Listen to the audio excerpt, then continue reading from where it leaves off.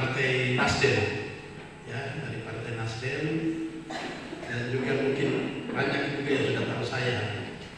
Ya, saya karena 2 kali maju calon bupati di Kabupaten Sorong ini, tapi kalah terus, begitu. Ya, kemudian ya saya 2 periode jadi ketua DPRD di Kabupaten Sorong. Ya, 2 periode, 1 periode jadi anggota, 2 periode jadi ketua DPR. Dari itu saya masih di Golkar, tapi sekarang saya sudah pindah di Nasdem, kemudian dicalonkan juga di Provinsi Papua Barat. Ya, dan juga sekarang ini saya adalah ketua Partai Nasdem Kabupaten Sorong. Kebetulan ini, maka saya pasti akan programkan dana itu lagi untuk Pasiam, untuk kita akan jalan lagi seperti kegiatan-kegiatan ini untuk membantu pembiayaan untuk kegiatan-kegiatan seperti begini ke depan. Ya, ya saya punya keyakinan, artinya bahwa bagi saya tidak pernah menyimpan duit untuk pribadi. Saya lebih banyak membantu masyarakat melalui melalui gereja-gereja, masjid, ya, musola. Ya, saya kira banyak yang kita bantu. Ya, termasuk kita di Menjener juga kita bantu. Nah, gitu. Jadi saya berharap untuk Bapak dan Ibu sekalian, mudah-mudahan ini bukan kita datang kampanye ya, cuma untuk saya harapkan pikiran kita masyarakat supaya mari kita pilih masyarakat yang betul-betul mau ke depan memperhatikan masyarakat, ya. Karena apa? Di DPR itu kita ada perwakilan masyarakat yang nanti masuk sebagai anggota DPR dari pemilihan di masyarakat.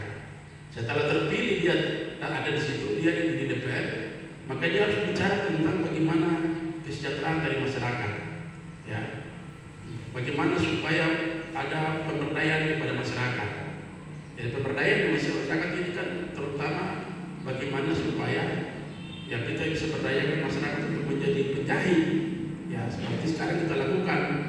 Ini membuka peluang lapangan kerja.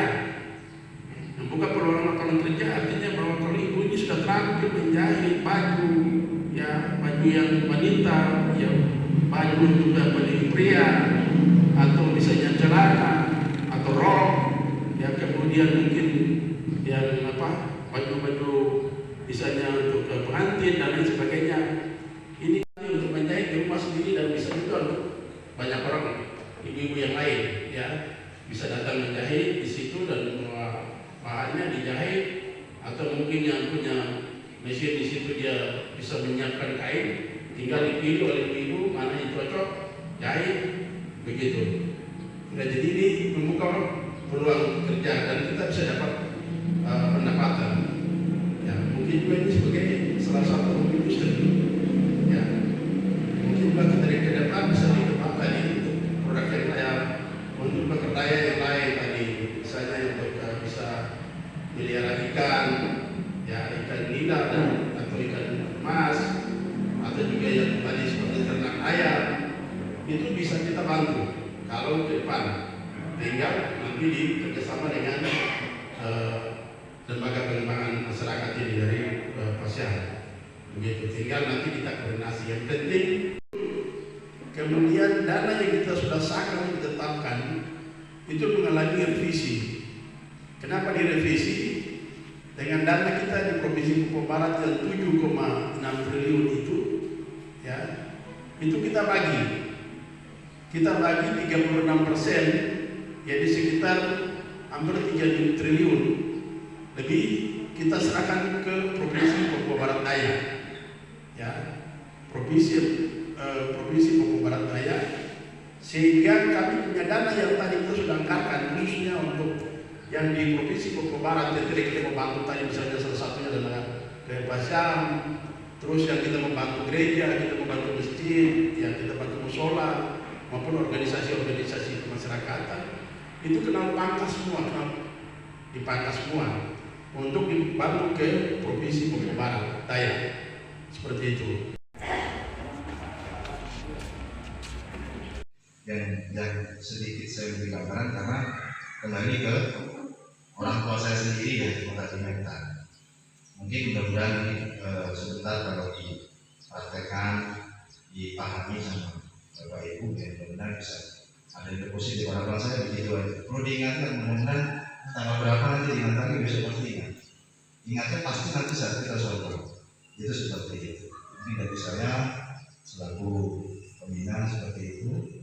Nanti rangkaian kepada sharing di baru pertemuan silakan. Sekian dari saya. Terima kasih. Assalamualaikum warahmatullahi wabarakatuh. Selamat sore. Terus kita ini ciri khasnya itu rame. Itu pasti ciri khasnya itu rame. Padahal sebenarnya kita ini cukup menyelesaikan permasalahan itu hari ini bisa makan, besok bisa makan. Itu aja sih dalam kehidupan. Ini harapan saya ya, dengan ada yang kegiatan seperti ini ya kita tahu dari 100 itu mungkin 10% aja yang mungkin bisa terbukti di kemudian hari. Beberapa tahun ke depan mungkin masih ada. Kalau kebingungan mungkin bisa ke rumah saya di SP2 Mariai sana kan gitu. Silakan datang, nanti kita sharing.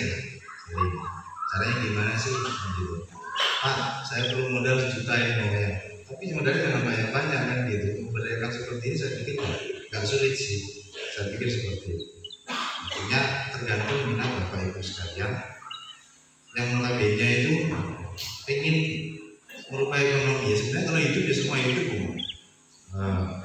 burung di sawah aja dikasih hidup sama Tuhan kan gitu istilahnya kan gitu.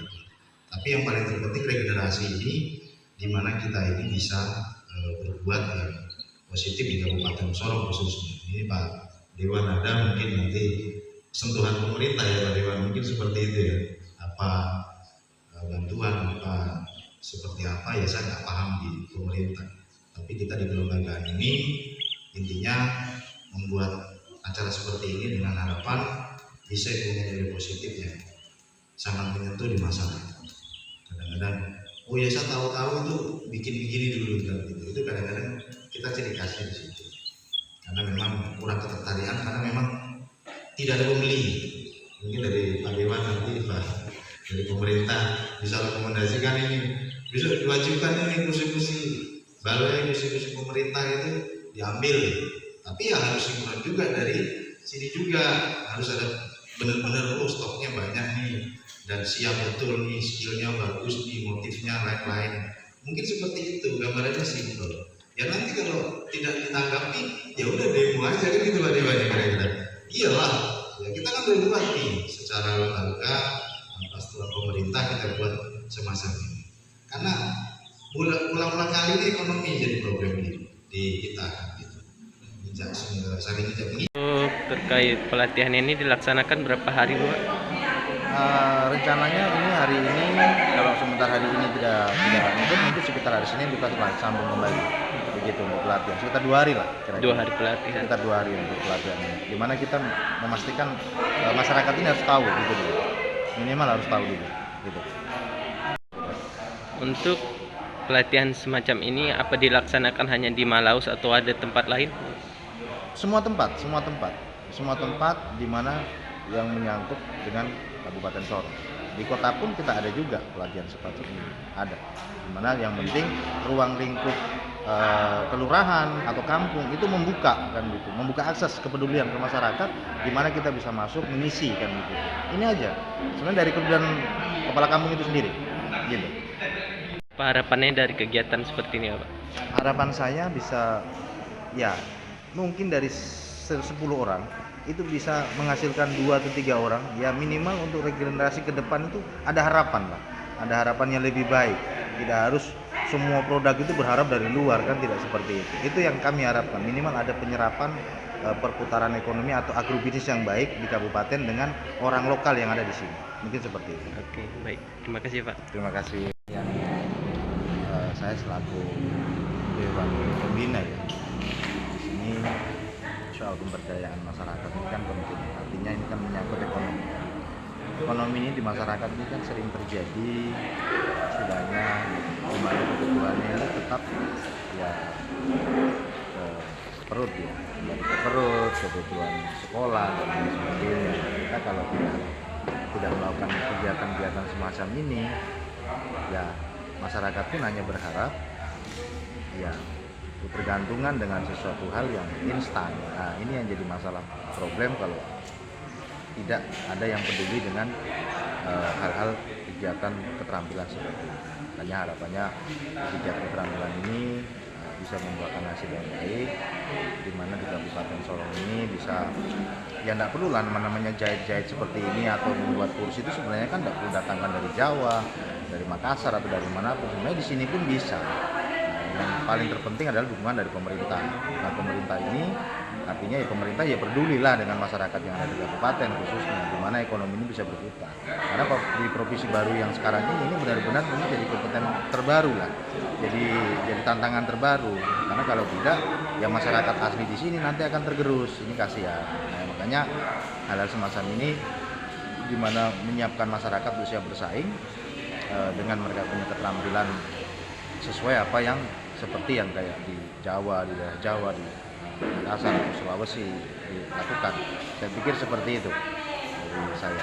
Untuk pelatihan apa saja yang diberikan Bapak? Ini pelatihan mesin jahit, pembuatan kursi sofa, ya kan, kursi yang modelnya kayak sofa tapi dia dari botol bekas, ini. Nah, ini harapannya botol bekas ini bisa digunakan juga, bisa dikumpul, tidak dibakar atau dibuang kan gitu. Itu bisa digunakan. Ini pembuatannya sangat simpel sih, tidak terlalu ribet, asal masyarakat bisa cepat memahami. Saya pikir itu bisa jadi peluang bisnis yang baik gitu. Ini ya saya juga sebagai anggota DPR sekarang ini juga saya juga pun dicalonkan ke DPRD Provinsi Bogor Barat Daya. Gimana di sini? Jadi kalau kita lakukan pelatihan harus berarti kalau tidak ada kita mau punya bagaimana? Ini kan saya baru drop itu botol-botol air mineral. Saya ke rumah itu punya kamarnya ada berapa, tapi kamar tidur cuma satu. Yang sisa itu saya cuma tumpuk ini barang-barang bekas ini. Jadi mau rumah kah, mau tempat sampah ya mirip-mirip kira-kira begitu. Jadi Ford itu di rumah itu botol-botol air dengan apa-apa. Jadi saya itu ke kamar tidur.